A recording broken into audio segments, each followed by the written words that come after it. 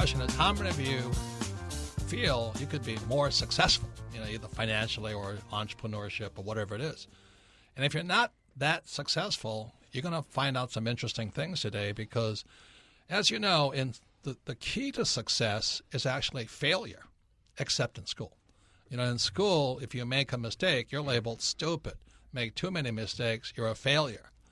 And that's the problem with most people today as they leave school. Most of them haven't really learned much because I don't remember my third year of calculus. I have no idea what I learned there, but I did learn that I failed.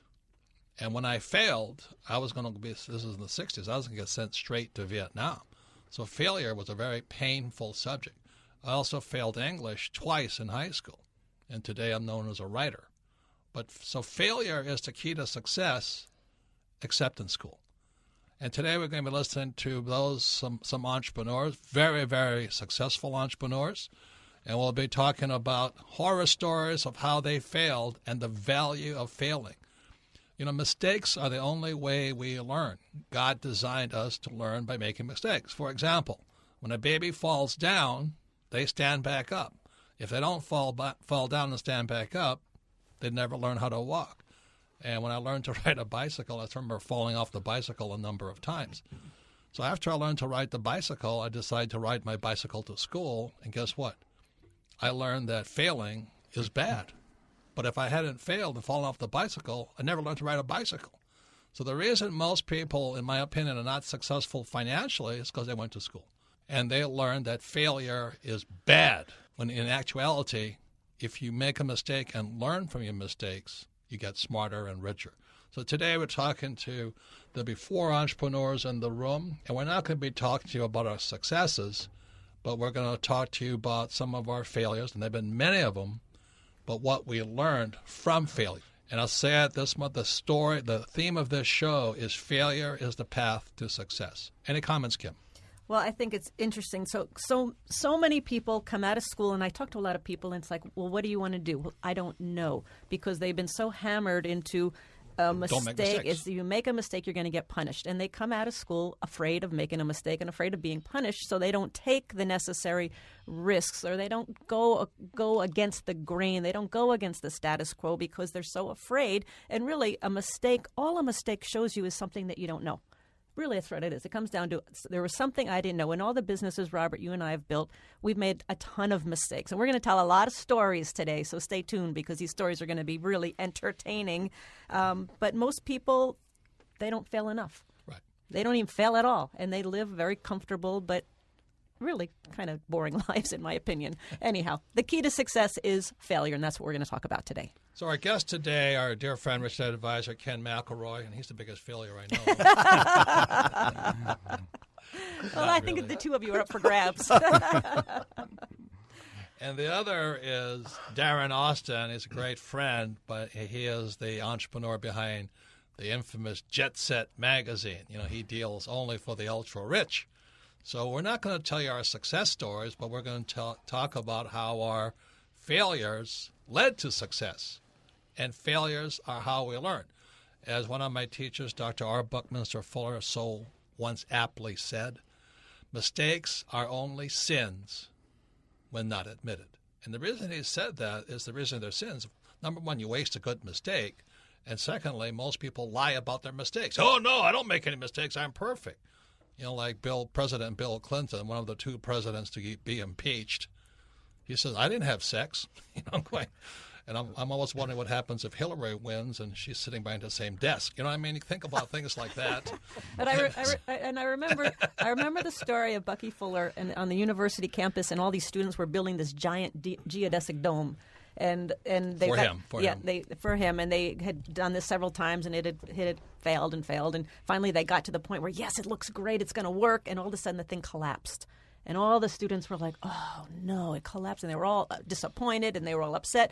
But Bucky, he was all excited. He was like jumping around. Yes, now we know this didn't work because da-da-da-da. And he went into it, and it was a whole perfect example of how you look at the failure as this is something we didn't know and we have to learn, and now we correct, and now we're smarter. So it was from Fuller back in the 80s that I learned that I should make more mistakes, not fewer mistakes. And so let's start with Ken. Would you please give a little bit of the story of how you became an entrepreneur? And then we'll have Darren introduce himself, and then we'll go into our biggest mistakes. Okay? And Kenny is the Rich Dad advisor on real estate, and he's the founder of MC Companies. We do a lot of investing with Kenny. Right. Thank you. Well, I think the main reason for me was that because I wasn't an A student in school, I didn't get pegged into the corporate world, into a corporate role. It wasn't really an option for me, or even a job. Right? Yeah. So, I did interview, I did try, but I think actually that was an advantage. That I wasn't labeled as smart in school, and so I was used to, I guess, failure in school. Right. And so for me, going out and trying things, right out of the chute, starting up businesses and being an entrepreneur right out, after a short stint in the corporate world, was relatively easy.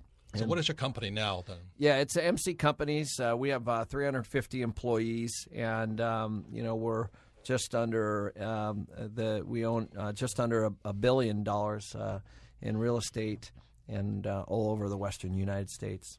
And we have Darren Austin as the founder of Jet Set Magazine. So before getting into your failures, how did you come in to be an entrepreneur? What caused you to do that? And what is Jet Set Magazine? Okay, so entrepreneurial, that starts back when I was when I was in school. For one, Robert and I have had the conversation before. I had a learning disability. I really struggled in school. I couldn't read. I couldn't remember what I was reading, and later I guess that was ADD is what everybody classified it as later. When I got out of school, did you complete college and all that?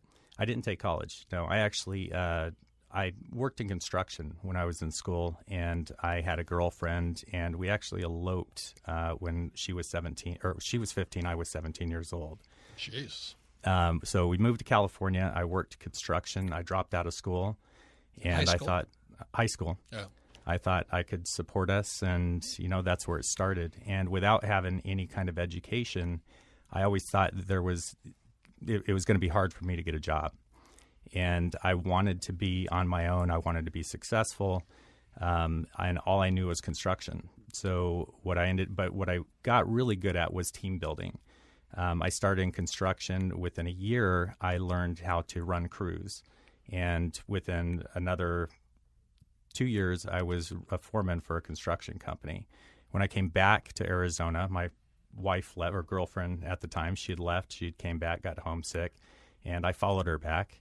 And when I came back, I thought, I'm going to start a construction company. So I started a drywall and stucco company, which I did not know anything about. I hired people that knew what they were doing. I knew how to get business. So I'd go out and literally sell and flyer. So you could sell and you could build teams. I could sell and I could build teams. It's pretty good traits. Yes, yeah, but it takes a lot more than that.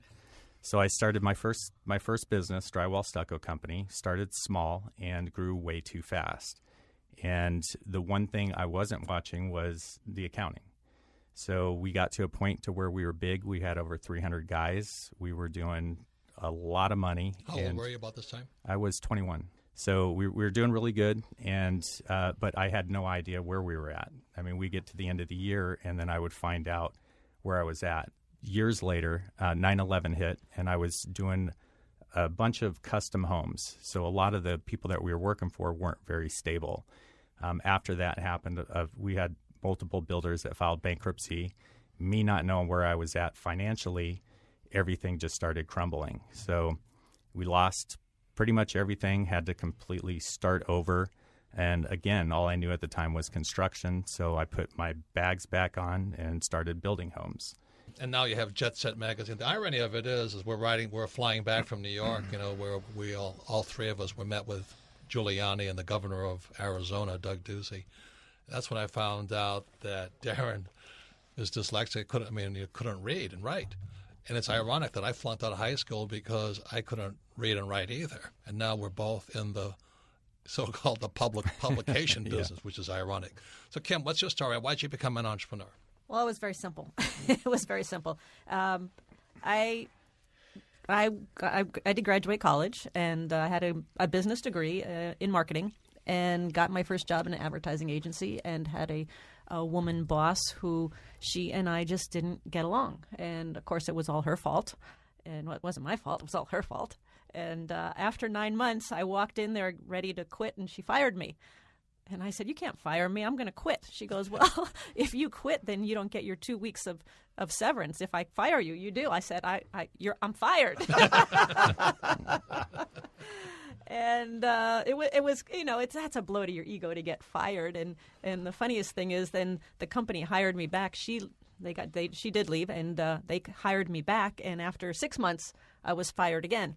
And when I looked in the mirror, it had nothing to do with my boss or the company. It had to do that I really did hate being told what to do, and I really wanted my freedom to create my own life. So I knew I wanted my own business. I just didn't know how to do it. I wasn't around entrepreneurs growing up. I was around employees. My father was an employee. All his friends were employees. So a few years later, when I met Robert on our first date, he said, "What do you want to do with your life?" I said, I want my own business. And he said, "Well, I've started several, and all my friends are entrepreneurs." And I'm like, this is where I need to be right now. So that's how I started. It was, and the same to Kenny's point, the best thing that happened to me seemed like a disaster at the time, getting fired, my self-esteem, drops. But looking back, it was, thank God I did get fired, because it was the best thing that could have happened. So once again, it's Robert Kiyosaki, the Rich Dad Radio Show. We're talking about how failure is the path to success, except in school. Because in school, if you fail, you're considered stupid, and in the corporate world, if you fail, you're fired. So we're talking about how entrepreneurs are developed, because we have to make mistakes as entrepreneurs to learn. So you can listen to the Rich Dad Radio program on your time and your schedule. The Rich Dad Radio app available at the App Store, and all of our programs are archived at richdadradio.com. The reason we archive them is so you can listen to this program again, because the way we learn is via repetition. And also, if you have a friend, husband, wife, business partner, you can listen to this program again and discuss it, because discussing is how we learn. And the subject of today's program is how failure leads to success. But unfortunately, most entrepreneurs that I've seen, they fail once and they become employees again. I've seen it so many times. So rather than talk about our successes, because everybody in this room has made their dreams, and we're wealthier beyond our possible dreams, but we had to keep going no matter how many failures we had, how many times we had no money, no jobs, and stacks of problems facing us. So we're going to be talking about our failures, because our failures lead to our successes. So Kenny, we'll start with you. This is Ken McElroy. He is a Rich Dad Advisor, founder of MC Companies, a real estate investment company. He's the author of Rich Dad Advisor's books, The ABCs of Real Estate Investing, The Advanced Guide to Real Estate Investing, and The ABCs of Property Management, is how to become very successful in the business of real estate. So Kenny, you're extremely successful, over $1 billion in financing now. What was one of the biggest mistakes you made and that was beneficial? Do you know what I mean? It was, God, I'm glad I did that. Well, the first company I started was a property management company, as a lot of you guys know, and because I had come out of that world as an employee, essentially, it was my only job. Well, you were in college as a property manager. I was, yeah. And even after, for a short period of time before I started my company. So what happens is you kind of get that false. You believe that you're successful, I guess, after you start to make some money and you hire a person or two, and so we started to grow relatively quickly. And is this in Arizona or this was in Las Vegas, Nevada, Las Vegas. Right. And I can't remember how many employees I had, but I remember being able to buy a nicer car and buy a house, and all that stuff was probably a bad idea at the time, And I was looking at my properties, and I was like, we spent a lot of money on carpet cleaning. And, I can't remember exactly how much. I see it coming I know. Right now. And I was like, I can't remember exactly how many, but I think we were doing like $300 or $400 a month in carpet cleanings. So I'm like, I'm going to start a carpet cleaning business. so I remember telling my wife, I was going to be another business. It's a great idea. And I, bought vans. I bought, leased equipment, which was come back to bite me later.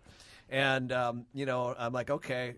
You hired a couple guys. Were you your best customer? Oh, my gosh. Well, I figured I had that built-in business, right? So basically, I think there were 4 vans, and I put carpet cleaning equipment in there and started hiring guys. And then I basically went on to my own business again, and had kind of one lead guy. And the whole thing was a complete disaster. And, we had a lot of turnover, and the customer service part was bad. And complaints. Oh my gosh, complaints from my own buildings, from my own employees, right? And I'm like, you got to use them, we actually we were severely negative too. I didn't run the numbers, kind of like what Darren was talking about. I didn't understand them completely, and all in all, I lost almost $250,000 in that business, and at the So I was barely making money in my one business, but it was all being lost on the carpet cleaning business. And when all the dust settled, I actually still have one polo shirt with a logo on it. So I still keep that as a reminder. So what was your lesson what was on that? The biggest takeaway? Well, there's so many. One was follow the cash. 2 was the customer service is so important. Hire better. The team, systems, policies, you name it. There was just I figured since I had, you kind of focused on the product being carpet cleaning did, versus the whole business of I was building. focused on, carpet cleaning can't be that hard, right? And sure enough, it just nailed me in the face. It was 2 years of pain. But it made you a better entrepreneur. Oh, for sure. And I think, just, sitting back and looking at that, I made a lot of bad choices on who I hired. Yeah. And what you don't know, you don't know. Yeah, pricing was easy. And buying the equipment was easy. Buying a van, buying the equipment, and pricing, that was easy. And I had built-in business, so I was like, you're a customer. Yeah. So once again, it's Robert Kiyosaki, the Rich Dad Radio Show, the good news and bad news about money. We're talking today about mistakes, how we fail our way to success. But unfortunately, in school, failure means failure. You make mistakes, you're considered stupid. And the reason most entrepreneurs are not successful is they make a mistake, they get cleaned out financially, and then they quit. And the real reality of entrepreneurship, you keep failing until you succeed. And today, the 4 of us in this room have more than enough money, more than enough success, but had we quit, we'd never be here today. So our other guest is Darren Austin. He's the CEO of Jet Set Magazine. Fantastic name, fantastic magazine. Ken and I are contributors to it. We love the product because it really targets the rich dad customer or the aspirational customer, because I really don't want to read Boy's Life. I'd rather read Jet Set. Boy's Life. And so Darren, man after my own heart, you can't read. I couldn't read or write too, but we're now in the word business. The publication business. So Darren, what was your biggest mistake? Well, first, how did you start Jet Set? I mean, that is very high-end business. So it's a long story before that, but I had a friend that had a private charter company, and we had a couple jet charter company, and we had a couple other businesses. And at the time, he was flying around 17 professional teams from game to game their whole season, sports teams. What kind of sports? Hockey, baseball, football. Okay. So one of the companies we had was an altitude. Basically an altitude system where people could live at altitudes of 1,500 feet and actually put themselves at 10,000 feet while they're sleeping. And I basically was trying to figure out a way to get in front of those people. So we started the magazine as an in-flight magazine for a local charter company to get in front of the athletes to promote another business. Interesting. Why were they at altitude? To train for altitude training? Yeah, so altitude training, sleeping at high altitudes, and training at low altitudes is actually more beneficial to an athlete than training and living at a high altitude. I see. So what was your biggest mistake along the way? Obviously, the drywall and stucco company. I didn't really know enough about the other business, right. The other important things to make a business successful.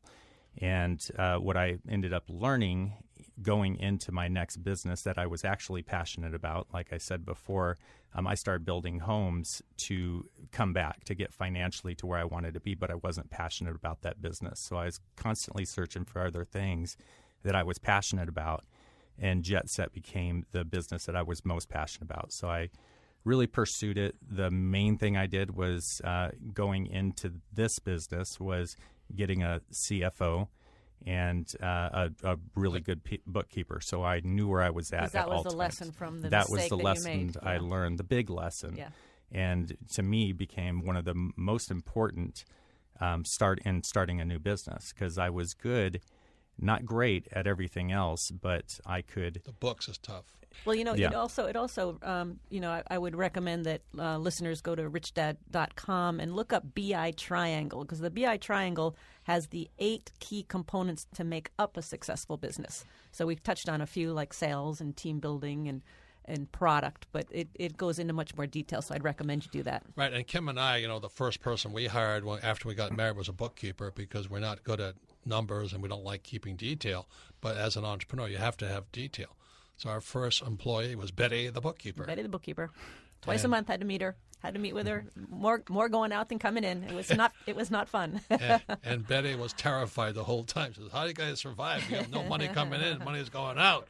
But that's why she's Betty, the bookkeeper. Yeah. Kim, what was your biggest lesson? Well, just one early on lesson that we had, and when we were starting the Rich Dad Company, our whole philosophy was all built on cash flow. It was all built on cash flow. The first product we created was the Cashflow board game, and our company was called Cashflow Technologies, and Rich Dad Poor Dad had come out, and we were selling all over the world, and specifically Australia was very, very popular because of past businesses there. So we went there.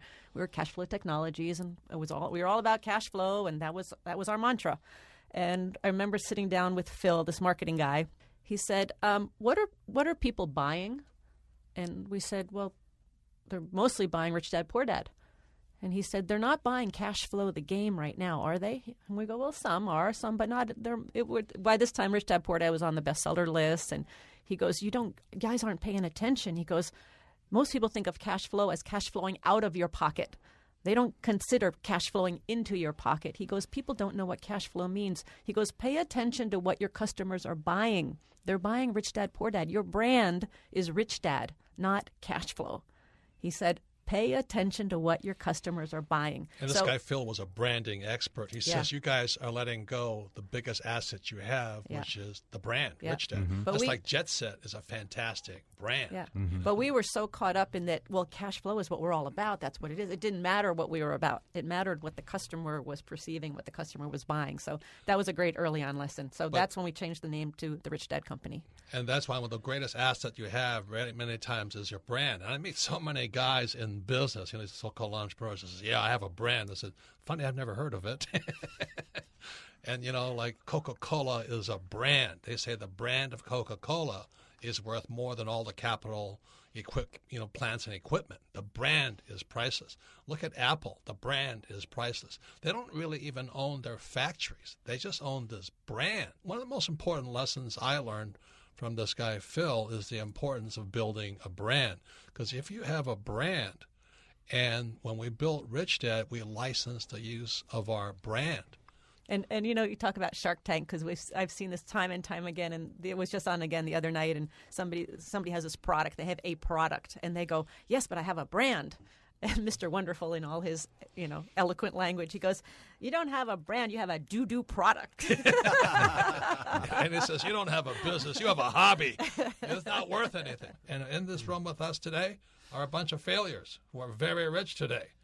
The problem is our educational system teaches us that failure means we fail. Making mistakes means we're stupid. When in actuality, in the real world of entrepreneurship, you fail until you succeed. So today, we're not going to hold back the punches. We were talking about what it takes, some of our biggest mistakes, and how it takes to learn from your mistakes. Before I go on, we can listen to the Rich Dad Radio program on your time and your schedule. We have a Rich Dad Radio app available at the App Store, and all of our programs are archived at richdadradio.com. We will archive them so you can listen to it again, because the more you listen to it, the more you will learn.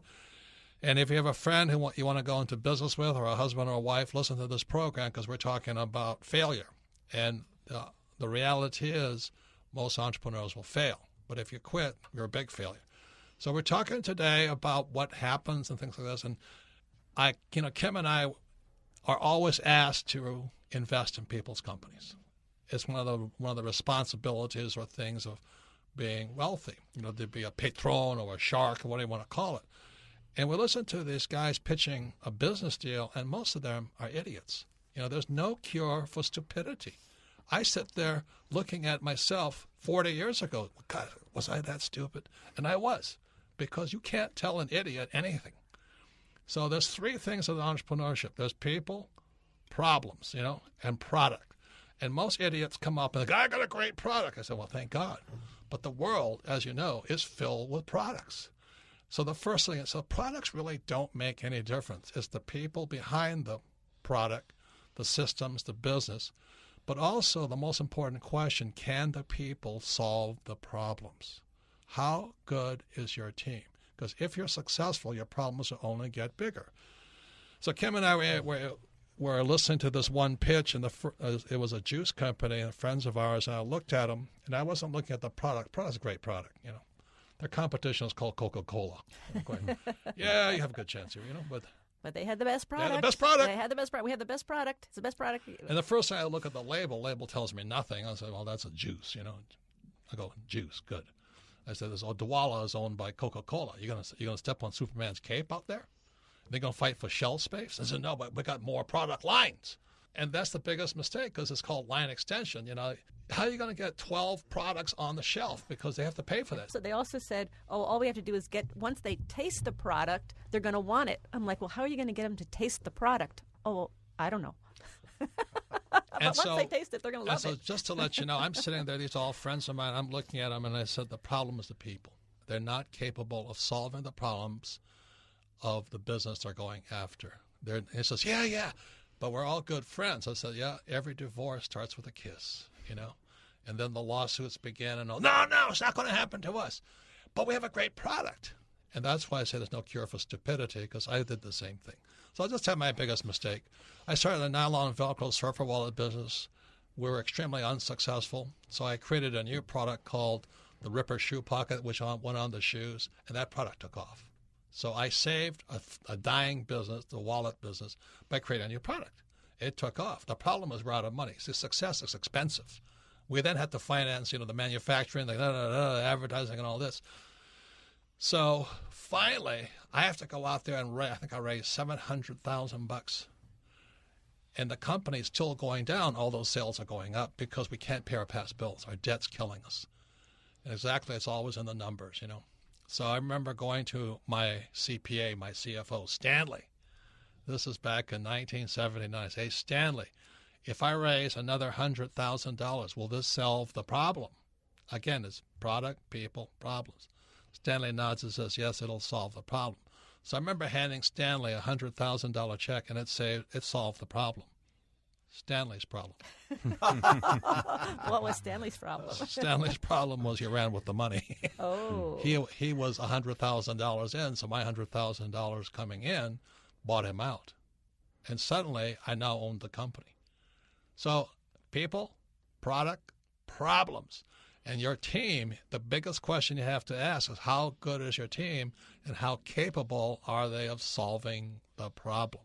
So today, my lesson is when I sit at a pitch, somebody's pitching me a deal on a product, I'm looking at the people, and the question is, can they solve the problems? Because business is nothing but problems. Right, Kenny? That's right. I know there's been a bunch of companies that have been trying to buy our company over the years, and these are Wall Street companies, and they'll fly in with their suits.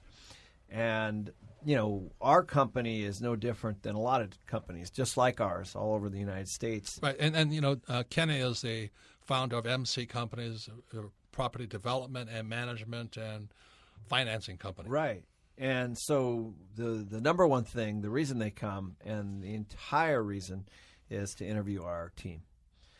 That's all they want. They want to find out who my CFO is, what our systems are, and who supports the entire organization.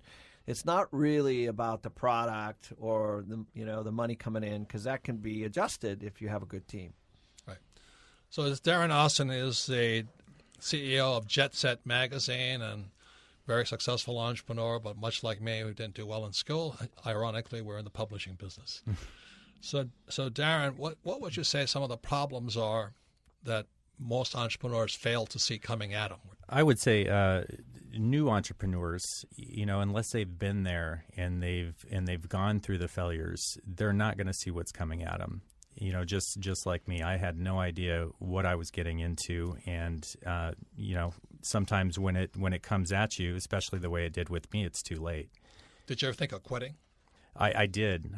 Actually, many years prior to actually losing the business, I used to stay up late at night with my wife, and almost to the point of hyperventilating that I was so stressed and having a hard time, with the business because, like I said, I grew too fast, which was another problem, and it was hard to keep control of the business. The problem got bigger than you. Yes. Yeah, that's a very common problem for success.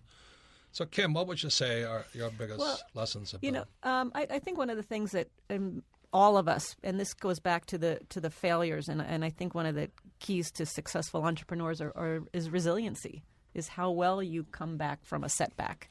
This question is how far can you bounce? Yeah, it really, because we all know people who have failed and who've quit, because so it kind of goes back to we started the Rich Dad Company. Another side of the problem is many entrepreneurs start their business to solve a problem. So the Rich Dad Company, we were solving the problem of no financial education in the school system, and we made a lot of mistakes and we had a lot of failures, but because we had that mission going, it kept us going in the hard times. So a lot of times people fail because they don't have a big enough purpose, they don't have a big enough passion, they don't have a big enough mission to keep them going when that failure hits. And let me tell you one more thing. That's if you look at the BI triangle, again, go to the Rich Dad website, it goes product and legal. Kim and I have been sued by our partners. There is nothing more exciting than that. When those guys are pitching us the juice, they say, "Oh, don't worry, we're all friends." I said, "Yeah, that'll soon end." And you don't know what you don't know. Once again, Robert Kiyosaki, the Rich Dad Radio Show. The good news and bad news about money.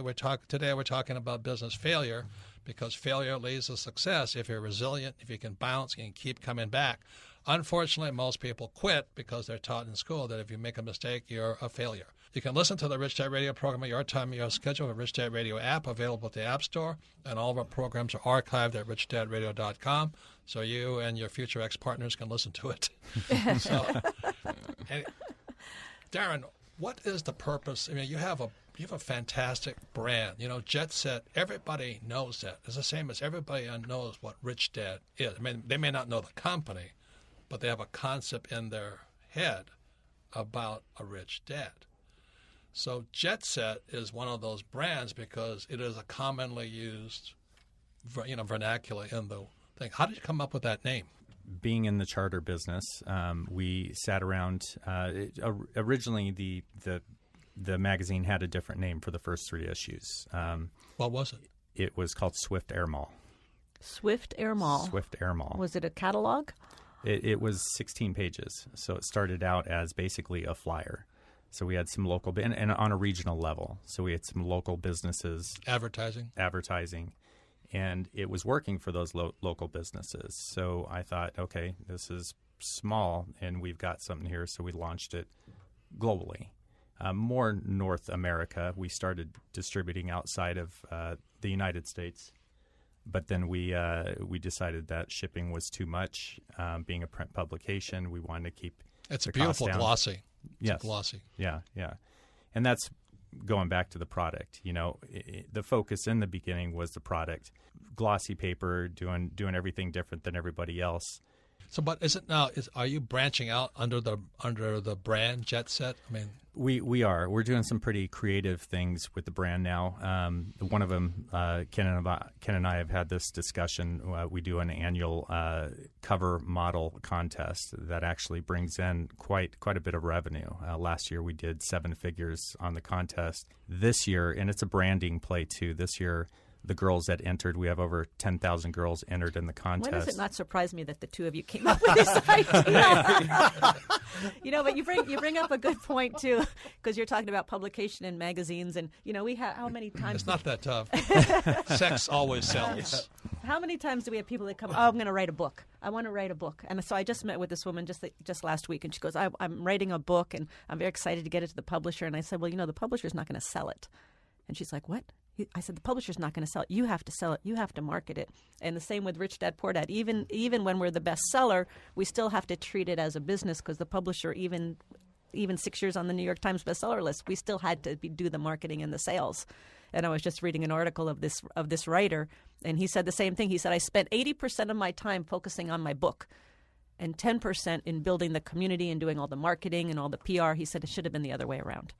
So a lot of times, again, even in the book business, I have a great book. It's a great book. Everybody's going to want to read it. So what's happening with Kenny? This is one of the beautiful things of, because now, Kenny, you can expand out. Like from MC companies, you're going into other types of businesses, right? Yeah, of course.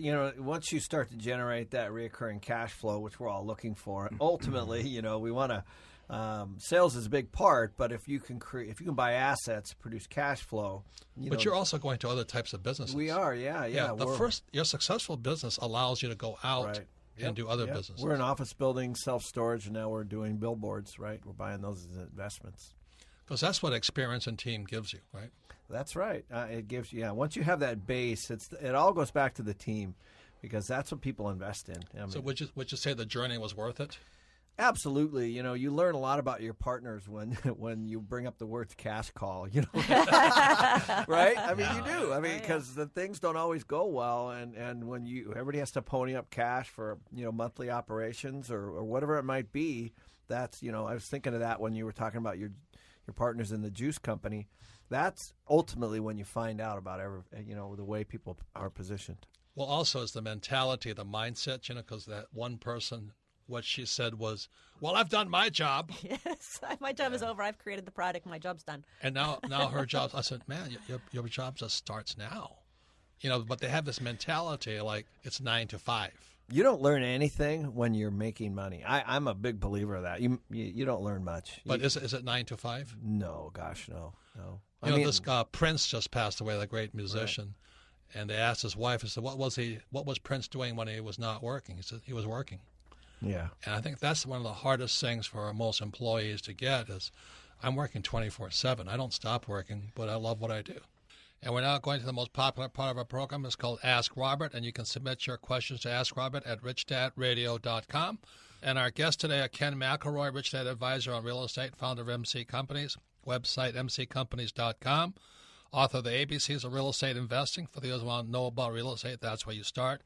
The Advanced Guide to Real Estate Investing. And also Darren Austin, he's the CEO of Jet Set Magazine. Kenny and I write for Jet Set. It's a great publication, and it fits our target market of the Rich Dad Company. So, and also my sweetheart, Kim. So, Melissa, what's the first question you have for us? Ask Robert. Our first question today comes from Mason in Houston, Texas. Favorite book, Rich Dad, Poor Dad. The question is, how do I maintain financial security during the startup phase of my business? That's a legitimate question, but I'll just give you my answer. You don't stop. Just keep going. In my first startup of my nylon on Velcro wallet business, I would work all week, and then I'd go down to Aloha Swap Meet and stand there and sell stuff, sell all my belongings and raise cash and go back and keep going. Then it keeps knocking on doors and raising more capital. How about you, Kenny? It's a great question. I don't know that I ever feel financially secure. I mean, well, because whenever it's a great motivator. It is a great motivator. Yeah. I understand the question completely, and I think a lot of people that come out, they have a paycheck. That is a very legitimate question. But I think once you make that leap, you just got to understand that from month to month, from year to year, that might just always be there. Yeah, I think it goes back to the mindset. I mean, what you're saying is it sounds like the mindset, financial security is a mindset of an employee who's used to the paycheck. I mean, there was no financial security, I don't think, in a startup. Right, and every time I made a little money, this is my own personal experience, I was always trying to reinvest it into something new or a new business, and so then again, I had financial security issues on that business. So you have a wife. Yeah, right. How did Laura handle those stress? She's still going through it. No, I basically, I can't really run a lot of the things by her before. I have to kind of do it during and after, Yeah. But she's been great great. Wife, man. Yeah, she's been puts great. Up with you. She's been great. Kids. Yep. So Darren Austin is the CEO of Jet Set Magazine. What advice do you have somebody who needs financial security before they become an entrepreneur? Wow, for me that's a tough one because I didn't have any financial security, and I'm a big risk taker. So with me, I was just all in, and I believed in myself. I knew I could sell myself to get the business going, to be able to support it, and I didn't worry about security at the time. I just believed that I could do it. Because you were all in. So maybe Mason is not all in at this point. Maybe he's got one foot on the dock and one foot on the boat. You know, when you told your mom and dad you were traveling around with me and I had no job, what did they say? Well, first of all, they I can only imagine what went through their head. Do we want to hear this? No, it was when we were flat broke, we were struggling, and we had nothing, and Mom would call, and I'd start crying. That's a good intro. There we go. And I'd agree with Kenny. It almost never ends because I think that's what keeps us going. I think when somebody finds security, that's like sitting on the lily pad and feeling secure. Well, that's when they get comfortable, you know. And they say when you start to make a lot of money, I mean, even Jim Collins says, you know, the enemy of great is good. Like when you become good at something, then I don't know, it just takes the fire out of your belly. Right. So it's a great question, and I don't think we have an answer for it. But my word is I just kept going day to day. Like I said, I was at the swap meet on the weekends selling stuff. You know, I'd actually buy stuff from somebody else and resell it just to make a few dollars to go back and survive. Day to day, paying rent, paying employees, financing product, paying insurance. It just never stopped, but that's how I got smarter. Well, it goes back to when we had nothing and living in Southern California, and we rented an apartment for $1,200 a month. How they rented that to us, I have no idea. We had no income, nothing, and they rented us, and so that propelled us to make $1,200 a month to pay for the rent. That's how our business started. It was a good motivator. That's a great motivator. Next question, Melissa. Our next question comes from Mia in Miami, Florida. Favorite book, Rich Dad, Poor Dad. How do I deal with the skepticism and criticism of family and friends over my decision to become self-employed? My family is very important to me. I don't have an answer for that because I don't care what my family thinks of me. No, it's tough. Kenny, what do you want to say? It's like being in a foreign country. You know, when I go home and talk to my brother or, you know, my parents about, you know, my parents grew up and thinking, you know, differently, and so you know, I'm just in a completely different world. I can't talk to them. The numbers are so much bigger. I remember telling my dad that I lost $250,000, and I swear that became the focus of our conversation for a long time because that was way more than they even had in savings, and so it's just they just can't fathom the conversation. And I would say too to Mia that don't take business advice from your family and friends, especially if they're not supporting you. Look for mentors and look for people who are doing what you want to do, because oftentimes if the family member, like you're saying, Ken, if they're not on the same mindset and they don't understand entrepreneurship, they're going to tell you how risky it is and how you're going to fail and you're going to make mistakes and all of this stuff. So be careful who you take your advice from. from. And they love you. They're just worried about you. Yeah. So, Darren, how did you handle it when you were your wife when you were so young? It was tough. Not really family. I guess, you know, my dad, my mom, you know, they believed in me. You know, they knew from a young kid that when I set my mind to something, I was going to make it happen. So I never really got that from family. And to be honest with you, I never talked about what I was going to do before I did it. So I didn't have people, you know, criticize me or being skeptical. And I'll just end with this idea. My rich dad told me I was an idiot. And he says, I'll never give you any money. Might be something to that. I mean, it is because my family does support it. And my dad gave me $100,000, which I gave to Stanley, my accountant, and Stanley ran off with it. So my rich dad was correct. I am an idiot. But that's how I learn. And we finally paid that off. I remember we had to pay that off, yes. But again, I'll say the biggest thing is that you have the product, you have people, and you have problems. And all business is people and problems. So next question, Melissa. Our next question comes from Lewis in Baton Rouge. Favorite book, Rich Dad, Poor Dad. Says, I hear you talking about failing and losing money several times over. My question is, how do you start over or get funding once you've lost it all? Isn't it true that the banks won't give you the loan if you have a bank account that's standing at zero or bad business credit? I would say that's true. Yeah. I just learned how to raise capital, which is a good and bad thing. It's just going to raise more money. I'll tell you, that's a phenomenal question because I think that before you lose money, that is how you think. But what my experience has been, I mean, I remember having a conversation with you, Robert, when we first met each other, when you found out that I had lost everything, like the credibility between you and I went up. And that happens a lot with partners. They're like, have you lost everything? And I'm more afraid of the person who hasn't, believe it or not. Amen. I really am. Amen, because you don't know how they're going to respond. Right. Have they been resilient? Have they bounced back? I mean, I have people ask me that question, have you ever lost money? And I say yes. And then we have a conversation about it. And it's an important, you have to go through it, I think. And if you think losing money is your biggest problem, I don't think you're prepared for this. Like I said, it's people, problems, and product. And when you lose money, when other people come after you, that's when you find out who your friends are. And that's more vicious than anything else. Well, that's the whole point of this program, was about how your failure breeds your success. And he's already afraid, Lewis is already afraid of failing, and like that he's going to get wiped out. And if that's the forefront of his thinking, he's probably not going to make it. And when we're looking at that juice company, I looked around at the partners and said, oh, yeah, we're all friends. I said, for today. Yeah. You don't know. And I could tell none of them had lost any money. They didn't know what it's like to not be able to feed the kids. And that's when you find out who your partners are. Any comments there, Darren? Yeah, when I lost my first company, I actually ended up completely negative. So I started with below a zero balance. And, with that, I mean, didn't have any bank funding or anything like that. But again, I believe that I could do it and I could make money on my own to start the business and then put everything into place once it got going. Right. So I think the thing for Kim and I is that we could sell. Kim worked with network marketing and she learned how to sell, and we can sell. So we had no money. We just want to cut another deal. We said, this is what we're going to do in all this. I found more investors, sold more products and all this stuff, raised money.